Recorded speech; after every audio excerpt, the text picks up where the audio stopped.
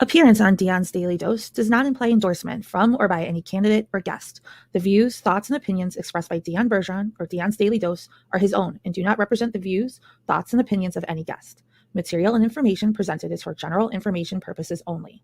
The Dion's Daily Dose name in all forms and abbreviations are the property of its owners, and its use does not imply endorsement of or opposition to any specific organization, product, or service. If you'd like to support the show, please visit our Patreon at patreon.com/Dion's Daily Dose. Welcome, ladies and gentlemen, to tonight's Dion's Daily Dose presents Face to Face with Dion and Shawn. I'm Dion. And I'm Shawn. So tonight we are going to talk about, what's the guy's name? David Morens, right? Morens. And he testified in Congress. There was a House Oversight Committee hearing, subcommittee, where they basically wanted to know the answers to some very important questions. He did not do very well. No. And usually Democrats defend people like this, and on here they were going after him just like the Republicans. Which is an interesting change. Yeah. It really is. I think it shows a definite change from where what we've seen in the past, as far as, like you said, Democrats defending him or at minimum being very neutral. And I expect when Fauci testifies in front of the committee next Monday, I believe it is, that Democrats will defend him and Republicans will be the one that try and expose the truth. Yeah, we'll see. We'll see. I could be wrong. Yeah, I think you're probably right.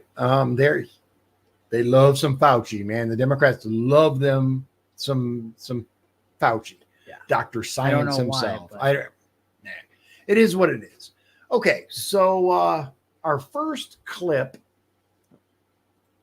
is at the 13:57 mark, 13 minutes, 57 seconds. And it's going to go to 19:19. And this is Chair Rep. Brad Winstrup. From Ohio. Republican from Ohio. Let's see. I'm not sure what's going to be our best bet on this, but we're going to play it by ear, and here we go. Dr. Morens, pursuant to House rules and committee practice, witnesses appearing before the Select Subcommittee are given the opportunity to make initial presentations summarizing their testimony after opening statements by the chair and ranking member, which we have just done. Dr. Morens, it is our understanding through your counsel that you have declined to provide an opening statement. Is that correct? Oh, keep it going for a second, and then I wanted to make a point on this. Let the record reflect that the witness has declined the opportunity to provide an opening statement. We will therefore proceed. I've watched many committee hearings on this, the last 14 years, and I have never seen a person like a witness not have an opening statement. So that really surprised me when I was watching this. Just something to think about. Yeah, it is interesting. There was no opening statement given whatsoever, just poof. Yeah. I'm not sure that I've ever seen a hearing like this where they didn't say anything. Usually they come up with some sort of opening statement or defense or something. Yes. Yeah. So I just want to make, or make sure they understand something, whatever. I don't understand the not taking the opportunity to just kind of shows that he had nothing to defend himself with. Yeah, he knew that it was going to be a grilling. Right. So no opening statement at all. Interesting. Directly with member questions. So I now recognize myself for questions. On January 18, Dr. Morens, you sat for a transcribed interview with us. While not sworn in, you were advised by counsel that Title 18, Section 1001 applied to that testimony, and if you made false statements, you could be subject to criminal prosecution. Do you recall that?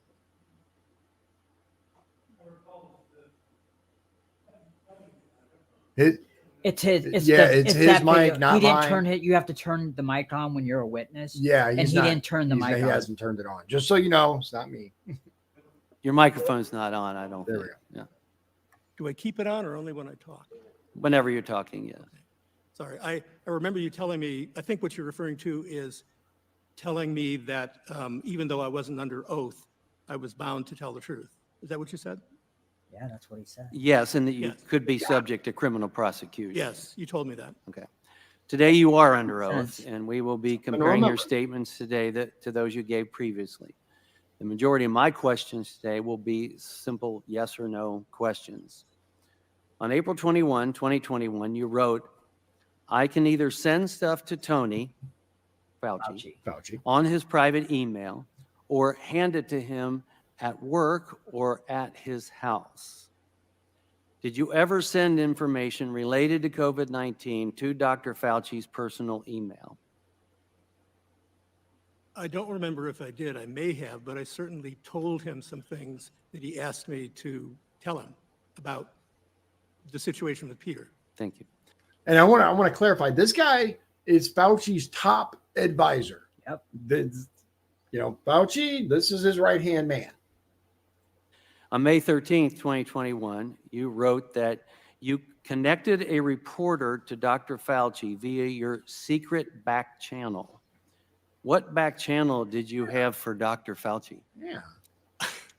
Well, all these terms like secret back channel and the other one you mentioned were just jokes. They're just He tries You to know, play it hilarious. off as always a joke. jokes Right, that I Jokes. made in dealing with Peter because he was under death threats and was very depressed. And it was sort of the group of people who were Peter's friends were trying to cheer him up by making snarky jokes and euphemisms that were, not true. But there was no back channel.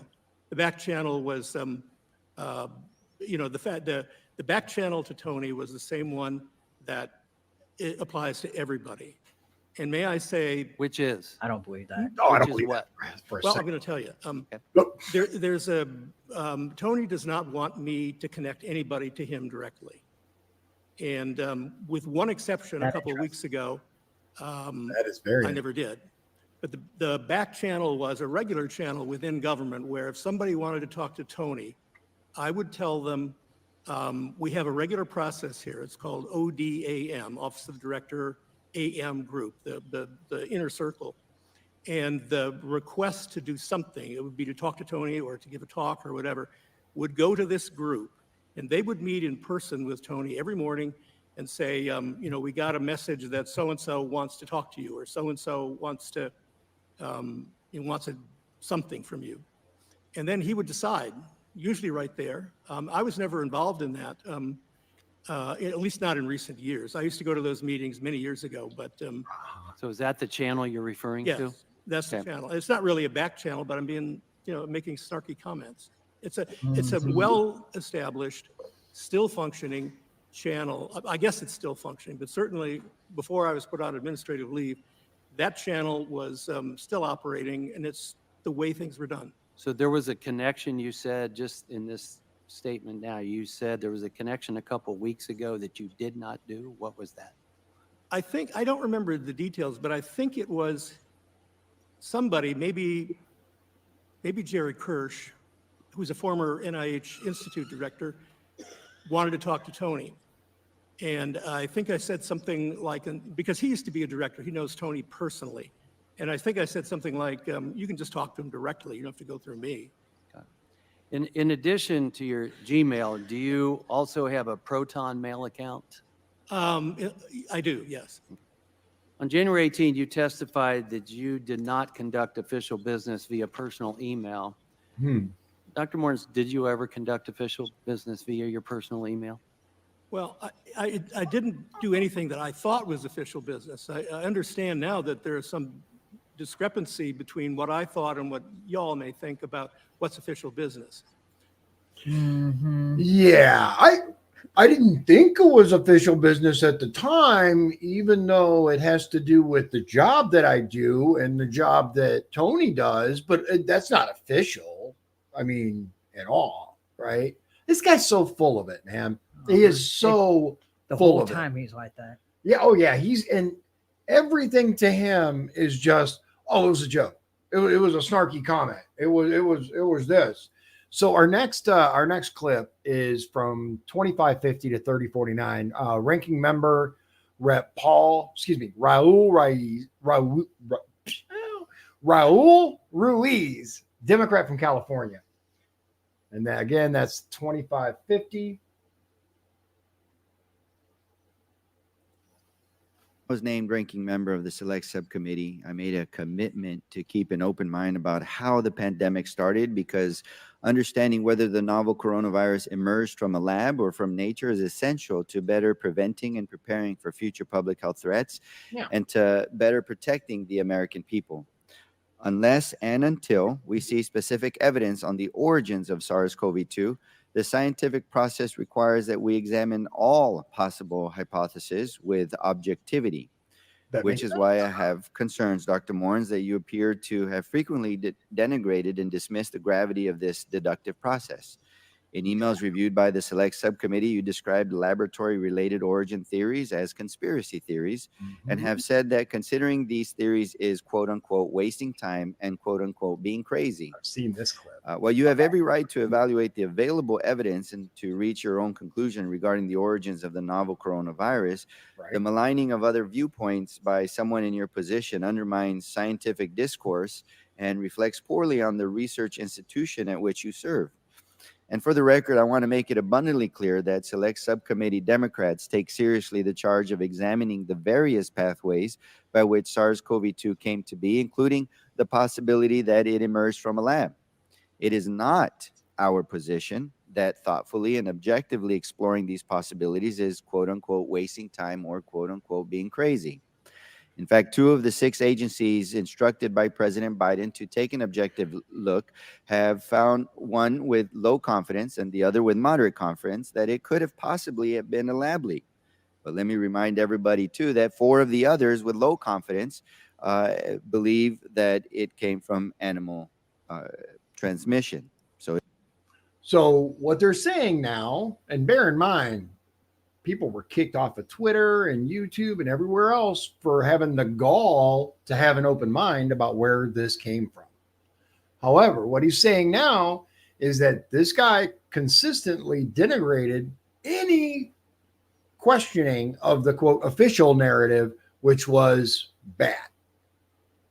Wet market in Wuhan, that's where it came from. That's what he said.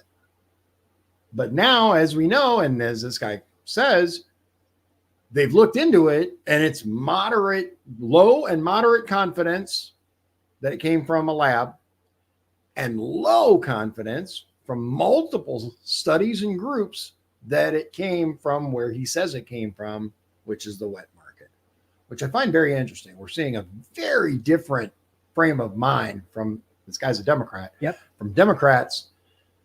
Interesting. It is still inconclusive. But to the contrary, it is in the advancement of ensuring that our nation and the global community are in the strongest position to prevent and prepare for future novel virus and pandemics. So, Dr. Morens, with that in mind, let me ask you, is it your view today that all laboratory-related origin theories of COVID-19 are conspiracy theories?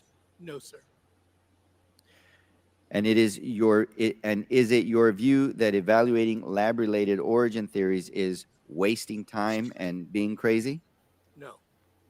So can I ask, what has changed your perspective on these matters? I don't think my perspective has changed, and I discussed this in my previous, in the. I'm referring to thinking that they're crazy or a waste of Well, time. Has that changed, or do you still think whatever that these they're companies crazy? They were made when I was thinking I was communicating in private off the government record, not as a government employee, but as a private citizen. And it was the same thing of dealing with Peter and these people, of being snarky and sort of making, it was the coin of the realm to try to cheer Peter up I with got snarky caught comments and trying to get often away with it. profane Yeah, comments. that's exactly I what apologize for that. I never thought I shouldn't do that, and I never thought it would be entered, and put forward in front of the American people. That's it. That's it right there. Everything I did, I didn't think it would be public. I didn't know I'd get caught. That's exactly what it comes down to. I didn't know I'd get caught. And then his excuse is, I was just being funny. Just trying to cheer up a colleague. I shouldn't have done that, obviously. I recognize that. I was trying to help a friend by cheering him up with black humor and things like that. I never thought it was crazy. I did, as you said, I did believe from very early on that the evidence suggested that the virus arose from bats. And the evidence also suggested to me that the possibility of a lab leak or an engineering of the virus was extraordinarily low. But if anybody, a reasonable person, thought, disagreed with me and thought that it merited further investigation, it should. I mean, I'm only one scientist. There are other scientists, there are public officials who want to understand all this. Of course, if there's a reasonable belief out in the public domain that a lab leak occurred, efforts to find evidence of that should continue. Now, an important aspect of the scientific process is acknowledging what the available evidence does and does not show us. And so I want to be clear that while I maintain an open mind to the various possibilities by which SARS-CoV-2 may have come to be, no evidence provided to the Select Subcommittee through our probe into federally funded research has demonstrated that the work performed under the NIAID grant to EcoHealth Alliance, including at the Wuhan Institute of Virology, led to the creation of SARS-CoV-2. The Select Subcommittee possesses no evidence demonstrating that any of the viruses studied under the grant could even possibly have been the progenitor virus. So with 6 months remaining this Congress, it is my hope that we take an objective, forward-looking approach to understanding COVID-19's origins. And with that, I thank you, and I... Okay. And I do think that that's important to say, right? We're still looking into this. We're still trying to find out what's coming, and we can believe whatever we want, but according to this guy, they have no evidence as of this time that it came from that lab. However, you denigrating people, this guy, this not the guy on screen, but the witness denigrating people and calling it crazy and conspiracy theories to even question the official narrative doesn't do anybody any good. Nope. And it makes it very, very difficult to actually get to the truth. Our next clip is 40 to 44:18. And this is James Comer, Republican from Kentucky. Representative James Comer. And he's the chair of the Oversight Committee, the full committee. Oh, okay. Good to know. Let me get this queued up. Come on. There we go. Thank you, Mr. Chairman. On May 16th, we heard from your boss, Dr. Lawrence Tabak, regarding some of your emails and avoiding the Freedom of Information Act. And I'm sure as you've already testified, you're aware that deleting federal records is a crime. And as you've said, you previously testified that you did not delete any federal records. But on February 24th, 2021, you wrote, quote, "I learned from our FOIA lady here how to make emails disappear after I'm FOIA'd, but before the search starts. So I think we are all safe.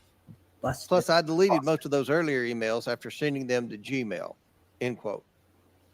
And the next day on February 25th, 2021, you wrote, quote, "But I learned the tricks last year from an old friend, Marge Moore, who heads our FOIA office and also hates FOIAs," end quote.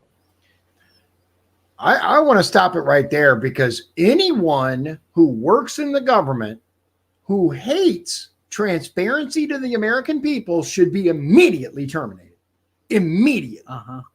And they're supposed to work for us. Right. Exactly. That's the entire, And once again, it's bureaucracy begets bureaucracy. And it's why the United States has become a non-functioning entity as far as I'm concerned. My camera's broken. Oh, yeah. Audio still works. Whatever. Okay. There I am. Oh, there you go, Jen. Yeah. I don't know. It's been doing that recently. I'm looking into it. I'm trying to get it fixed. But point is, anyone against FOIA should be nowhere near our government. Period. End of story. Freedom of Information Act. Yeah, that's what FOIA is. Freedom of Information Act. And it allows any United States citizen to request records from the government so that we can find out what these, like, for example, we can request their emails. We can request their phone records. If you have a government email, it's open to FOIA. you should never, ever, ever discuss anything via email, governmental email that you don't want revealed to the American people, ever. But people do it all the time. We're dealing with this in LaPorte County. Yes or no? Is Marge Moore the FOIA lady you were referring to? She was at the time. I believe she's retired since then. Did the NIH FOIA office instruct you on how to delete emails or avoid FOIA? No. On October 25th, 2021, another scientist wrote, quote, David is concerned about the privacy of text and other messages from his cell phone to you and me because he has been using a government phone. This came from Tony, end quote. Sir, did you ever have any conversations with Dr. Fauci regarding using personal phone or email to communicate with Dr. Daszak? I don't remember it. It's possible. I probably wouldn't have remembered it, and I don't remember it. He and I usually never talked about that kind of stuff. It would be very unusual if it happened. On January 18th, you testified that you did not have any conversations with Dr. Fauci regarding EcoHealth. On October 25th, 2021, you wrote, quote, Peter, from Tony's numerous recent comments to me, they're trying to protect you, end quote. You meaning EcoHealth and Dr. Daszak. Dr. Burns, did you ever have any conversations with Dr. Fauci regarding EcoHealth? Well, the ones you just mentioned, I don't have any recollection of that. No recollection. No recollection. I don't remember at all. Let me just say what I do remember is one time in a face-to-face meeting, he referred or alluded to some stuff that was in the press. I don't even think he said what it was, but it was about, I assumed it was about Peter's grants and press reports about it, and the ending of the grant.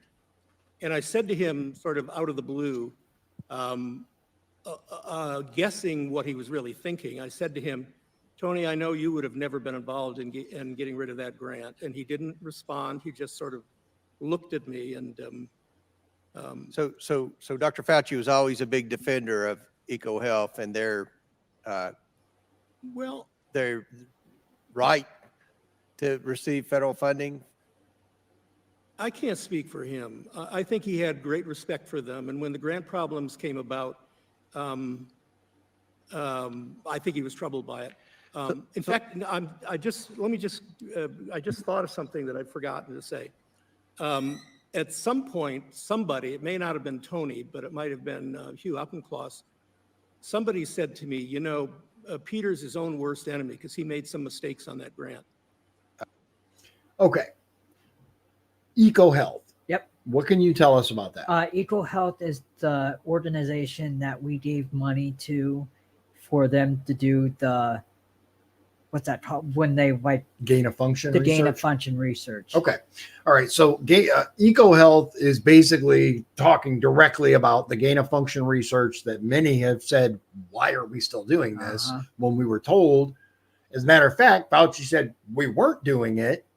Now he's saying, this is, again, Fauci's top lieutenant, saying Fauci was always a big proponent of EcoHealth and gain of function research, despite telling Congress directly, no, we never did that. And right? Did, yeah. Yeah, we did. Absolutely, we did. We know we did now. So I do believe we got our next clip, by the way, is from the 58:55 to 1 hour, 3 minute, 23. And this is Representative Takuda he's a Democrat and he's from Hawaii. She is from Hawaii. 58:55. Of course, this is 2024, man. You can be what you want. How do we know? Really is. I don't want to assume their gender. I'm kidding. Okay. But it is. I'm joking. But yeah, it's a girl. No.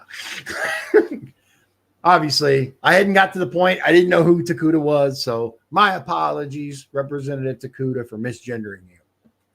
I'm sure GameStop will give you a free game or something there. And with the care that it deserves. So let me ask you, Dr. Morens, do you feel any remorse for the way in which you handled the federal records that have been reflected on the members of federal workforce who you have served alongside? I'm sorry I'm getting a little echo here, and I'm not sure I'm hearing every word you say. And I'm also. Do you feel any Yeah. remorse for their handling of federal records and how it has reflected on our federal workforce that serves alongside of you? The injustice you have done by making them look bad by your actions. To the extent that I've. Do you feel made them sorry? look Yes or bad, I no? do It's a regret simple that. question. Of course, I've said that already. You feel sorry. You apologize Yes, I do. to the workforce, the federal workforce in which you have now cast a shadow over. Yes. So can you say that you will, in fact, apologize for betraying your shared obligation of serving the American taxpayers with the utmost respect for transparency and accountability, that you let Americans down? Will you apologize for that? You know, ma'am, I would not use the word betray. Huh, I've I'm let sure them you down. Most of it was inadvertent, making poor choices and not understanding all these rules and regulations. But, you know, betrayal suggests a conscious act, and I never did that. Yeah, and if I admit to treason, that's, you know, going a little far. They're going to have to convict him. I have great respect for the federal workforce. I've been in federal government employment for 48 consecutive years. Imagine that. With That's lots the of problem. Imagine that. Seriously. Almost as long as I've been alive, this guy has worked for the federal government. It's actually kind of terrifying, man. And this right here, ladies and gentlemen, this is the deep state. Yep. This is a perfect example. People who have worked for government their whole lives and have it in their head what certain things should be. And it doesn't matter who's in charge. It doesn't matter who the president is or any of that stuff. They're going to do what they're going to do. To maintain the deep state. Exactly. And now we have the mainstream media telling us the deep state is now a good thing. Did you see that? I did not. Yeah, like NBC or something. I'll Yeah. have to look that. Yeah, we'll look it up. awards and accolades, and I've never had a hint of scandal. So Yeah. to have So this are you happen- saying you're proud of your behavior? Yeah, that's a good question. Some of the behavior all in of which it. was I'm not proud reflected of- here today in terms of comments you make, whether it be on official or Democrats are non-official tearing him emails, are you apart. proud of Yeah. this behavior? Is No. it up to the standards of the federal government and what taxpayers deserve? No, I'm not. Good for her. Yeah. Good for her. Yeah, like we said at the beginning, the Democrats aren't protecting these people anymore. We'll see what they do with Fauci. Yeah, I'm looking forward to that. So shouldn't this be a bit of a betrayal to the public, the ones you took an oath to make sure that you upheld your actions, your decisions, your comments? I consider it a betrayal, and we'll agree to disagree on this. I'm also disappointed, Dr. Morens, that someone in your position has taken such a brazen approach to blurring the lines between your official duties and your personal communications, as has been discussed by this panel. For example, in your personal email correspondence, including in your email signatures. So this is not just something unintentional. You identify yourself with your role at NIAD. And you frequently reference transferring correspondence from your official email address to your personal address, including when discussing matters where NIAD is actively engaged. In doing so, you're blurring the lines between whether you are taking actions in your official capacity with the federal agency or in your individual capacity pursuant to your personal interests. Dr. Morris, Sure. did you ever conduct government business through your personal email account?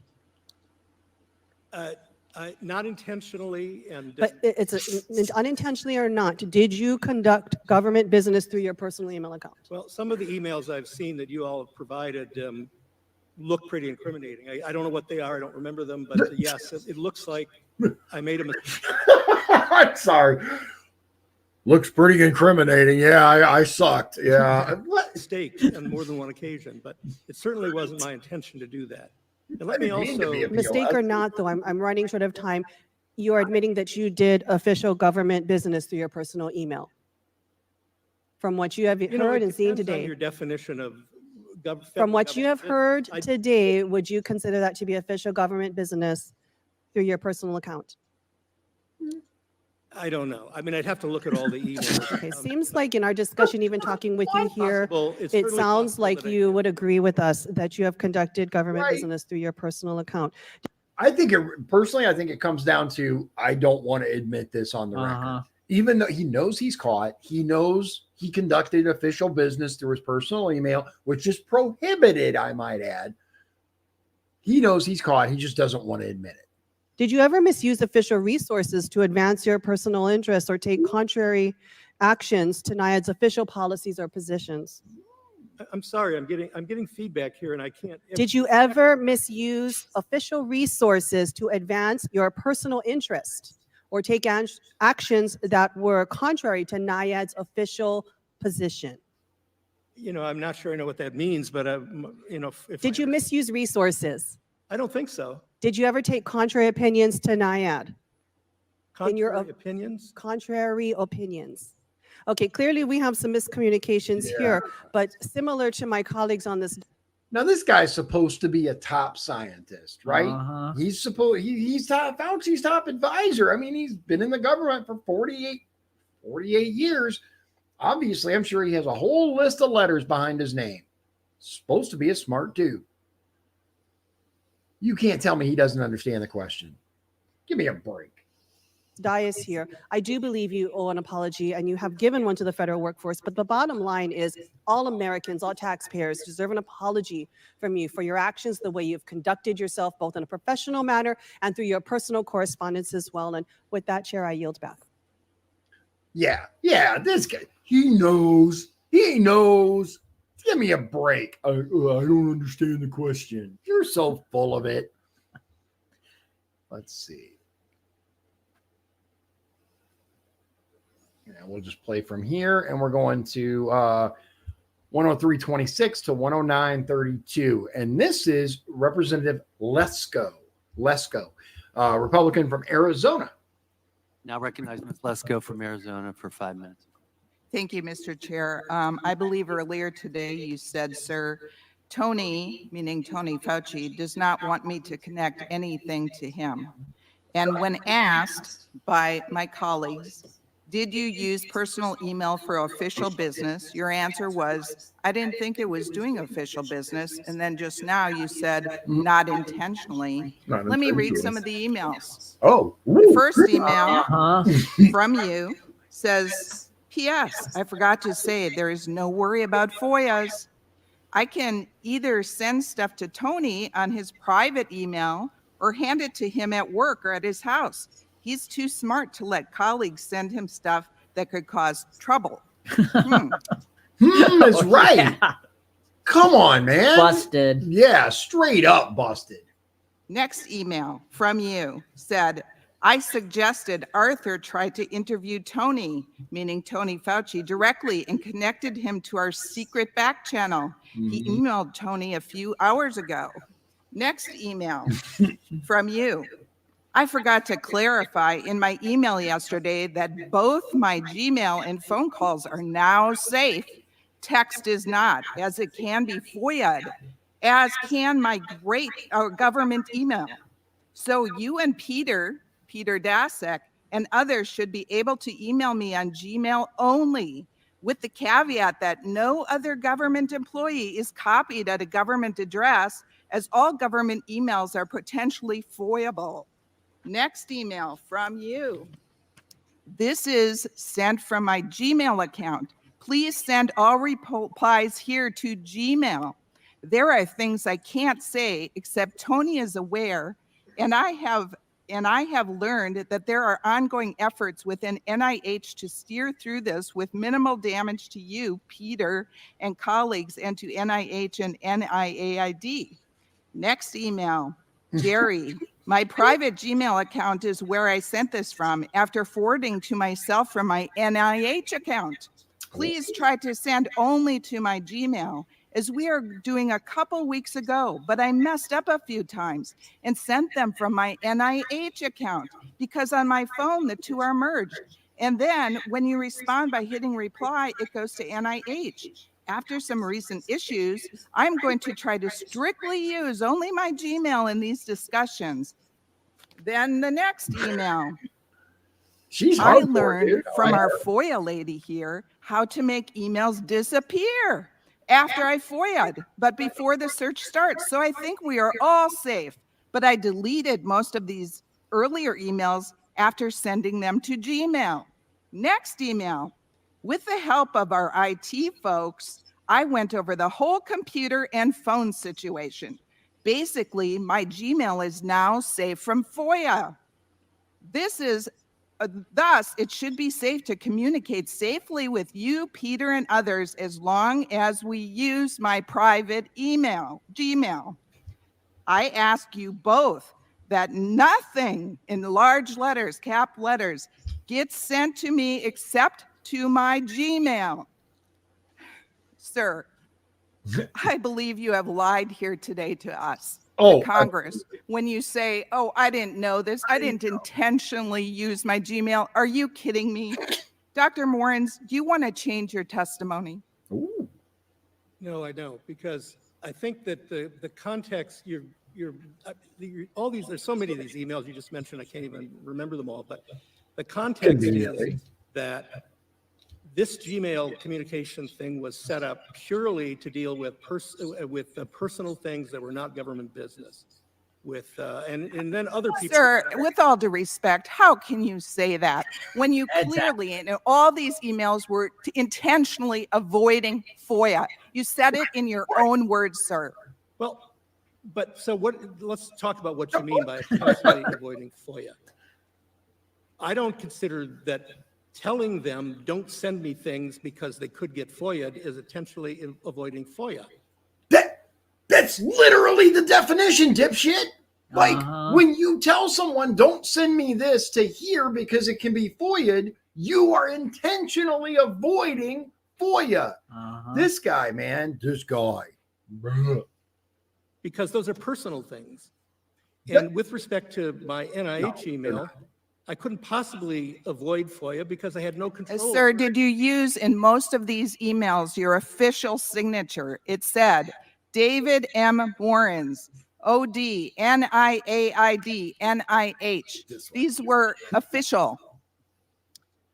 Well, let me tell you something else I didn't mention. And you forwarded from your NIH email to your personal email, and you said it right in your email. I learned only about a year ago that the fusion of my Gmail on my email and my NIH email on my phone had another side effect too. And by the way, I finally got IT to take that off, to get rid of.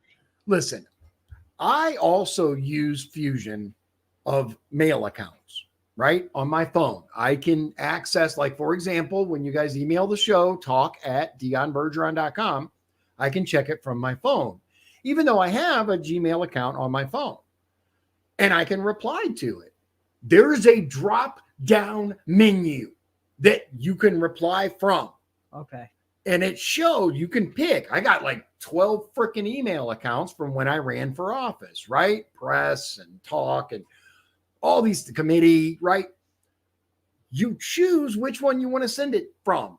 It's not hard. If I can figure it out, these top scientists should have no trouble. So he's BSing. He's pure. Trust me. He is full of it. He is absolutely full of it. So there's no more Gmail email fusion. But after I asked them to take it off, I realized that if a Gmail or NIH email came to me and I replied to it, for some reason there was a default where the signature I had on Gmail, which said David Moorens of Bethesda, Maryland or something, didn't go out, but the NIH email went out. I don't know how that happened. I didn't do it consciously.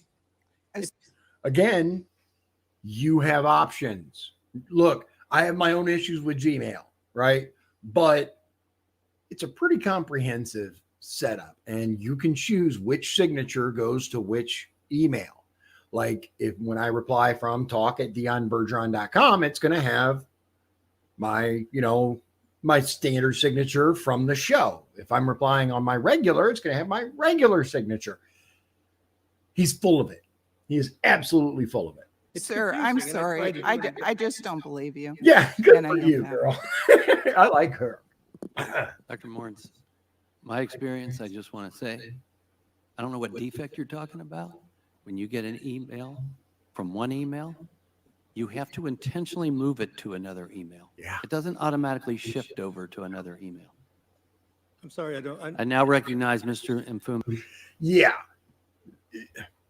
I'm here to tell you, I've used the Gmail, email fusion for years now, ever since I started the show. And it is not this cryptic thing that just goes and changes stuff on you. It's drop down menus and selectors that, like, he's so full of it. All right. So the last little clip that we have for you, and then we'll discuss it a little more, is from the 1 hour, 29 minute, 15-second mark. So 1:35:28. And it's everyone's favorite right-wing conspiracy theorist, Marjorie Taylor Greene from Georgia. What's that? It's good. Yeah. Oh, I'm sure. Like I said, man, she can be vastly entertaining at times. So we're at the 1:20. Yeah, close. All right, here we go. You ready? MTG in his house. Yep. Recognize Ms. Green from Georgia for 5 minutes of questions. Thank you, Mr. Chairman. Dr. Morenz, your emails have been quite interesting. Reading them has been pretty shocking. On April 18th, 2020, you wrote an email saying, Peter Daszak emailed me and Tony, congratulating Tony on standing up for science. That email somehow fell into the hands of the congressman, probably via a FOIA of someone who didn't delete it, as I did, delete all of Peter's emails and others relating to the origin when the shit started hitting the fan. Anyway, the congressman got a copy of Peter D's emails from someone at NIH, and he now wants to get any reply Tony and I or anyone else may have sent back to Peter. Mine was erased long ago. I verified that today, and I feel pretty sure Tony's was too. The best way to avoid FOIA hassles is to delete all emails when you learn a subject is getting sensitive. In any case, there's nothing here except opportunities to hassle, harass, and huff and puff. You really got into some opportunities. You also wrote on June 16, 2020, you said the FOIAs are dreadful and paranoia inducing. In the old days, we had to do them ourselves by hand. I mean, finding and printing out thousands of emails coming in and going out. Now they sometimes FOIA text messages too. Many FOIAs turn up thousands of pages of docs, and of course, most of meaningless. We are all smart enough to know to never have smoking guns. And if we did, we wouldn't put them in emails. And if we found them, we'd delete them. You wrote on February 24th, 2021, you said, you were right, and I need to be more careful. However, as I mentioned once before, I learned from our FOIA lady here how to make emails disappear after I am FOIA'd. But before the search starts, so I think we are all safe. Plus, I deleted most of those earlier emails after sending them to Gmail. Dr. Morenz, who's your FOIA lady? Is it Hillary Clinton? You're welcome. Thank you for the humor. I think, you said about 10 things there, and my brain can't keep them all in my head, but I think I've answered a lot of those questions. That the FOIA, I told you who the FOIA lady was. I told you what she told me. I told the committee that it's impossible to avoid a FOIA, and it's impossible to destroy an NIH document, an email document. Well, clearly, because we've got your emails, and they're pretty shocking. There you go. I do appreciate humor as well, but you do receive a taxpayer paycheck, and when it comes to work emails, there's a lot of things that shouldn't. By the way, if I understood what you just said, let me just say that a lot of government emails come to my Gmail. Stuff from CDC, my paycheck. This is all related to your job, though, regardless of which email account. Like I said, Hillary Clinton had a private server as well, and she put a lot of things there, and somehow they disappeared. Dr. Morenz, you also wrote on October 5th, 2021, Peter, I just got news that the FOIA picked up an email I sent you saying that Tony commented he was brain dead. Jokingly, of course. However, Ron Johnson is all over it, and now after me. Tony will be pissed, rightfully so. I deleted the email, but I now learned that every email I ever got since 1998 is captured and will be turned over whether or not I instantly deleted it. Gmail, phone, text, I need to scrupulously rely on those exclusively. On July 22nd, 2020, this one was actually pretty interesting. Okay. I am actually imbibing a double, or is it a triple, martini at the moment. Not sure of the amount of ETOH because I just poured until my elbow got sore. But the olive at the bottom is hard to see. No hot tub in my condo. I tried to negotiate a jacuzzi, but they balked and I caved. In any case, now that I am divorced, what good is a hot tub or jacuzzi? If I am lucky enough to find a girlfriend, I will spring for a jacuzzi, upgrade my wine cooler, get a mattress that will take more of a pounding, and stop working so hard. In the meantime, I will work at my job of trying to make the boss look good. In the summer of 2020, COVID was raging. Yeah. And I personally believe that Peter Daszak at EcoHealth had a lot to do with the fact that COVID was raging, because experimenting on viruses that turn into basically a monster that has murdered millions and millions of people is something to take very seriously. Yep. I have one more question for you. This is where you emailed and talked about kickbacks. This was on August 27th, 2020, after you were talking about covering up for Tony. You said, of course, there's a kickback. And then you also referenced a kickback on August 27th, 2020. You said, do I get a kickback? Too much fucking money? Do you deserve it all? Let's discuss. Have you made any money off of EcoHealth, off of COVID-19, and off of COVID vaccines, Dr. Morenz? Then what were you talking about with kickbacks?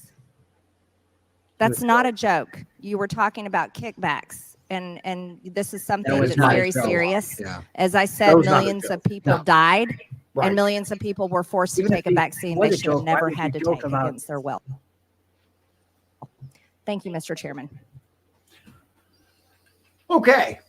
They were So- definitely, what were they trying to hide is the question. That's a really good question. So the entire issue, and the reason that they keep bringing up his emails and the things that he said in them, is he's talked about deleting countless emails and text conversations and things like that under the mistaken belief that they could not be retrieved. That's what he thought. Like he said, he learned that he was mistaken, because everything on the internet leaves a record. There's a server somewhere that captures that and holds on to it. Doesn't matter if you delete it, it can be retrieved. He's learning this. What were they so worried about being FOIA'd? What were they so concerned that the American public was going to learn? I think that they are holding on to some information for the Fauci hearing coming up. Could be. I hope. Me personally, all of them suck. Everybody involved in that horrible, horrible event.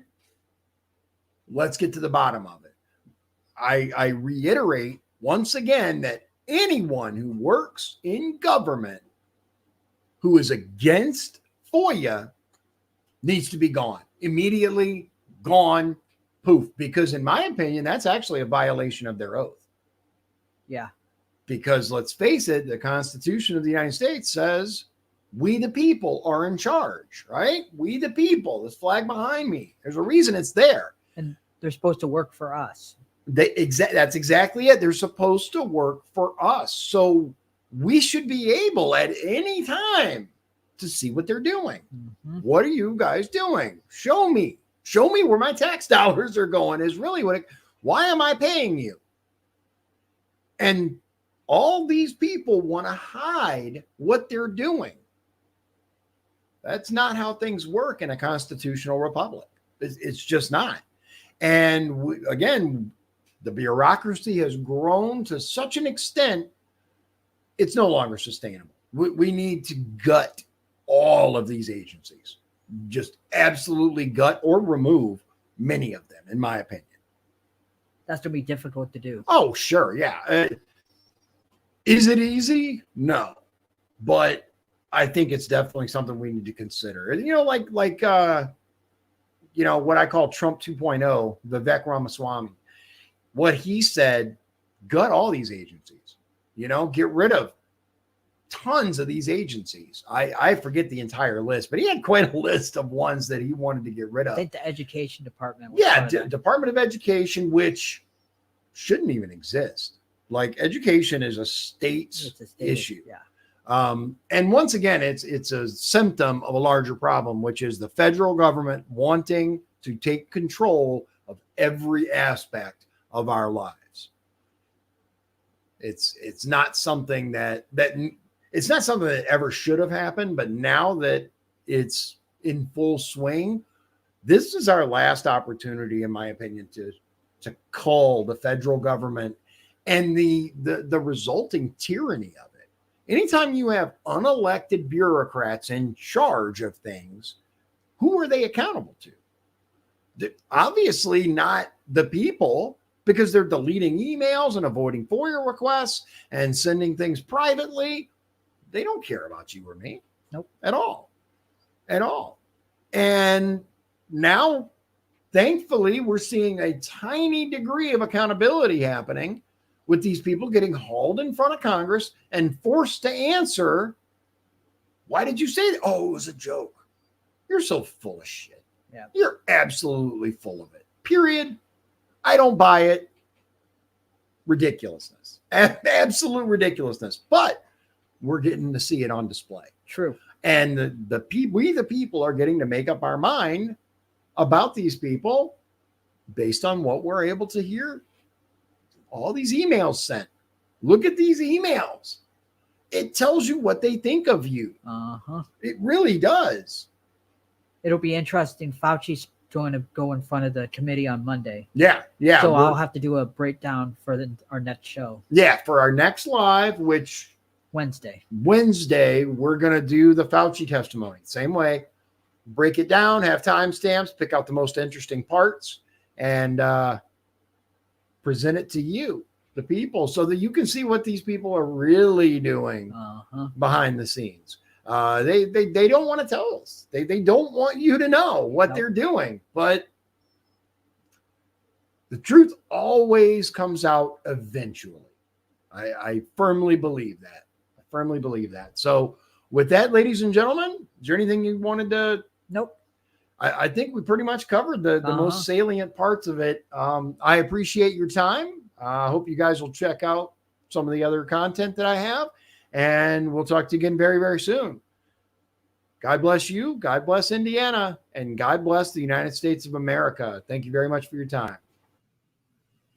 If you'd like to support the show, please visit our Patreon at patreon.com/Dion's Daily Dose. This has been Dion's Daily Dose, hosted by Dion Bergeron. Executive producers, Shawn Holgram and Michael Beebe. Copyright 2024. Dion's Daily Dose, all rights reserved.